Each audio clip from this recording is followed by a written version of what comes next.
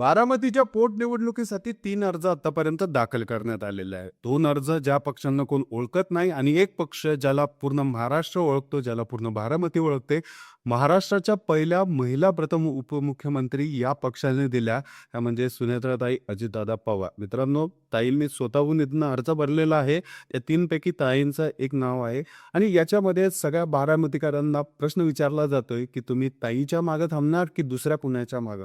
मित्रांनो, ही निवडणूक जी होती ती पूर्णतः बिनविरोध व्हावी ही सर्वांचीच इच्छा होती. यामध्ये मित्रांनो, राष्ट्रवादी शरदचंद्र पवार पक्षाच्या ज्या अध्यक्ष आहेत सुप्रियाताई सुळे यांनी देखील बोलले होते की ही निवडणूक पूर्णपणे बिनविरोध व्हावी, परंतु तरी देखील लोकशाहीचा नारा लावत काही काही पक्षांनी इथं फॉर्म भरले, परंतु फॉर्म भरल्यावरती ते निवडून येतील का नाही येतील हे तिथली जनता ठरवल. मित्रांनो, यामध्ये सगळ्यात महत्त्वाचं जर बघितलं, ही निवडणूक मित्रांनो खूप लोक म्हणतात आहे की पूर्णतः वन साइड आहे. बारामतीतलेच लोक ज्यांना विचारलं असता ते म्हणतात ही पूर्णपणे वन साइड आहे. याच्यामध्ये राष्ट्रवादी काँग्रेस पार्टीच्या पहिल्या महिला उपमुख्यमंत्री सुनेत्राताई पवार ह्या बहुमताने, प्रचंड बहुमताने निवडून येते असा दावा बारामतीकरांनी केलेला आहे. मित्रांनो, हे दावे का करण्यात येतात? एकाच कुटुंबाकडे ही सत्ता का दिली जाते? कारण मित्रांनो, तिथे झालेला विकास. बारामती हे एक गाव आहे तरी देखील शहराला टक्कर देणारा असं गाव आहे. तिथलं बस स्टँड बघितलं, तिथल्या आजूबाजूच्या गोष्टी बघितल्या, तिथं ज्या प्रकारे विकास झालेला आहे, तुम्ही म्हणसाल की बाबा रे, आम्ही एका गावात नाही तर एका शहरात आलेलो आहे. बारामतीमध्ये तुम्ही ज्यावेळेस गेला तर तुम्हाला असं दिसेल तिथं आर्टिफिशियल इंटेलिजन्स पासून ते सगळ्या गोष्टी तिथं ऑलरेडी आहे आणि या सगळ्या सुविधा या पवार कुटुंबियांनी तिथं दिल्या.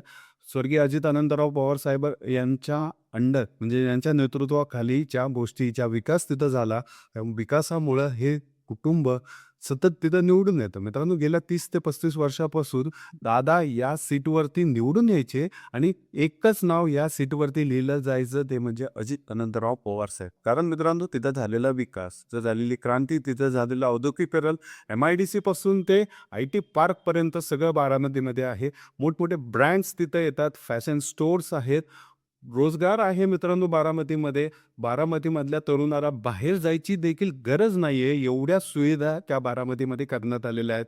म्हणूनच मित्रांनो, हे जे बारामतीकर आहेत ते सतत या कुटुंबाला निवडून देतात. तिथं शेती जी आहे मित्रांनो, शेतीसाठी लागणाऱ्या ज्या गोष्टी आहेत त्या सगळ्या व्यवस्थितरित्या भेटतात आणि याचमुळे या बारामतीचा विकास अत्यंत गतीने झालेला आहे. सगळ्या गोष्टी बारामतीमध्ये तुम्हाला दिसतात.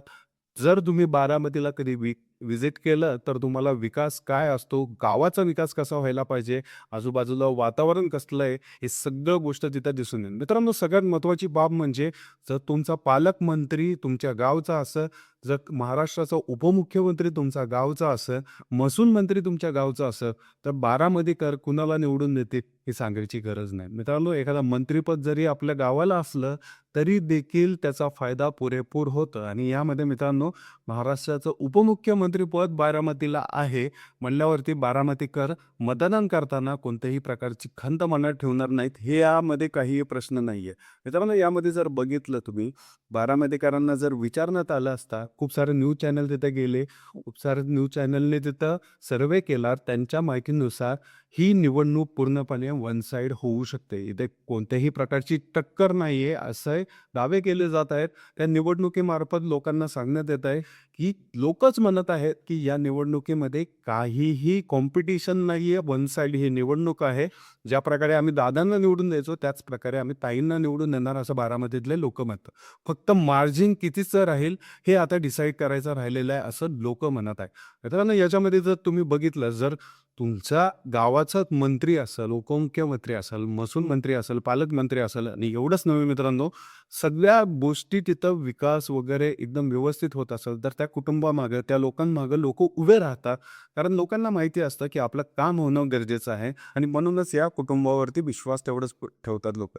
एवढंच नव्हे मित्रांनो, सुप्रियाताई सुळे यांच्यावरती पण त्याच प्रकारे विश्वास ठेवतात आणि एवढंच नव्हे, शरदचंद्रजी पवार साहेब जे आत्तापर्यंत पूर्ण महाराष्ट्राचं नेतृत्व एवढ्या वर्ष त्यांनी केलं, त्यांच्या नेतृत्वाला बारामतीकर साथ देतात. त्यांना माहिती आहे की किती काय झालं तरी साहेब आपल्या मागे, पाठीच्या मागे खंबीरपणे उभे आहेत. पवार कुटुंबीय हे आपल्या पाठीमागे खंबीरपणे उभे आहेत. म्हणून हे जे लोकं आहेत ते सतत मित्रांनो पवार कुटुंबियांना निवडून देतात, पवारांना निवडून देतात आणि पवार त्यांच्या शब्दावरती उभे राहतात आणि तिथल्या लोकांना त्याप्रकारे साथ देतात, तिथं विकास करतात. म्हणून हे आजपर्यंत निवडून आलेले आहे. सगळ्यात महत्त्वाचं म्हणजे 30 ते 35 वर्ष एवढं निवडून येणं ही साधी गोष्ट नाहीये. 2014ला एवढी मोठी लाट आली मित्रांनो. मोदीजींची ती लाट, या लाटेमध्ये भले-भले उमेदवार तिथं पडले, तरी देखील दादा आणि दादांच्या कुटुंबातले जे लोकं आहेत, पवार साहेबांचे जे कुटुंबातले लोकं आहेत, त्या सगळ्यांमध्ये कुणाचाही पराभव आजपर्यंत झाला नाही. मित्रांनो, एवढ्या लाटा आल्या, एवढ्या लाटा गेल्या, तरी देखील पवार कुटुंबियांना बारामतीकर निवडून देत आहे आणि याचमुळे मित्रांनो सगळे लोकं म्हणत आहेत, तुम्ही कितीही लाटा आणा, तुम्ही कितीही काय आणा, तरी देखील आमचं ठरलंय, असा बारामतीकरांचा नारा आहे. नक्कीच मित्रांनो, बारामतीकरांना पण मला प्रश्न विचारायचा आहे, की तुम्ही या निवडणुकीमध्ये कोणाला निवडून देणार आहात? ताईंच्या मागे तुम्ही ठामपणे खंबीर आहात का दुसरंच कुणाला तरी तुम्ही निवडून देणार आहात? प्लीज कमेंट करून सांगा. भेटूया पुढच्या व्हिडिओमध्ये. जय हिंद, जय महाराष्ट्र.